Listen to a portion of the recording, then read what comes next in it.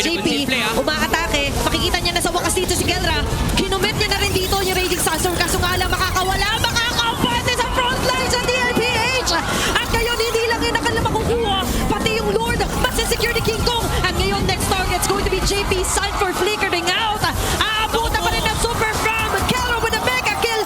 Babagsak ang Predator Sex. May round 2 pa. May mga parating pang minions dito. Si Kelra sasayaw na sa base. Okay, hinatid na nila.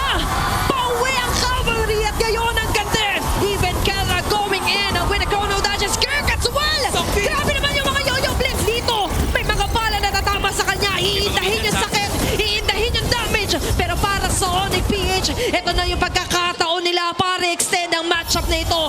The Golden Rivalry is still alive.